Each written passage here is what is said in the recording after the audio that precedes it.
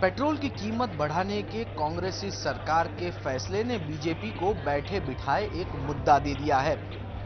कांग्रेस पर निशाना साधते हुए बीजेपी ने साफ साफ कहा कि अब कांग्रेस का विकल्प बीजेपी ही है। मुंबई में चल रही बीजेपी कार्यकारिणी की 2 दिनों की बैठक में आज पेट्रोल और महंगाई का मुद्दा छाया रहा। पार्टी अध्यक्ष नितिन गडकरी ने कहा कि सरकार आईसीयू में है। देश की जो स्थिति है उसकी तुलना यह की जा सकती है कि UPA is in the intensive care unit put on A ventilator. ये अभी यूपीए की स्थिति है।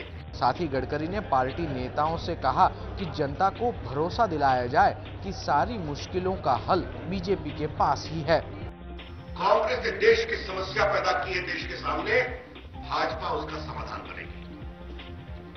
और अध्यक्ष जी ने बताया इसके लिए हमें सिर्फ नेगेटिव नहीं चर्चा करनी है।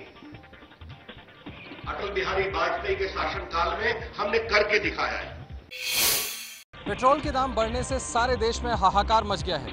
देश की जनता सड़कों पे उतर आई है और हर दिशा से सरकार के खिलाफ आवाजें उठ रही हैं।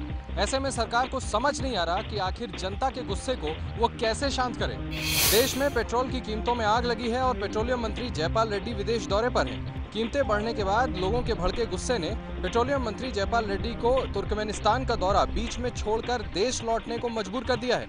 इस बीच देश की जनता को जवाब देने की जिम्मेदारी प्रणब मुखर्जी ने संभाली है। It is the decision of the oil marketing companies. Petrol is a deregulated sector. सरकार चाहे जो भी दलीलें दें, लेकिन ये जनता के गले नहीं उतर रही है। जनता ये जानना चाहती है कि देश सरकार चला रही है या फिर तेल कंपनियां।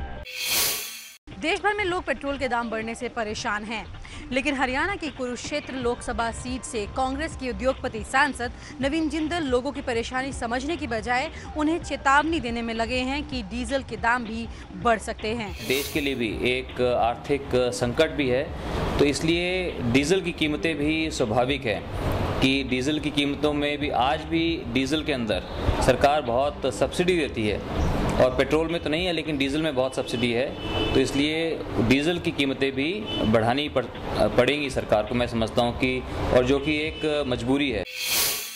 देश की सबसे बड़ी मर्डर मिस्ट्री आरुषि हेमराज हत्याकांड मामले में आरुषि के माता पिता डॉक्टर राजेश और नुपुर तलवार पर तय हुए हैं आरुषि और हेमराज की हत्या और सबूत मिटाने के आरोप। गाजियाबाद की अदालत ने डॉक्टर राजेश और नुपुर तलवार के खिलाफ आईपीसी की धारा 302 यानी हत्या करने, 201 यानी सबूतों को नष्ट करने और 34 यानी साझा इरादा कर किसी घटना को अंजाम देने के तहत आरोप तय किए हैं। इनके ऊपर 302/34 आईपीसी, 201/34 आईपीसी दोनों के ऊपर और डॉक्टर राजेश तलवार के ऊपर मिसलीडिंग एफआईआर लिखाने का, घटना की गलत जानकारी देने का 203 आईपीसी का केस चलेगा।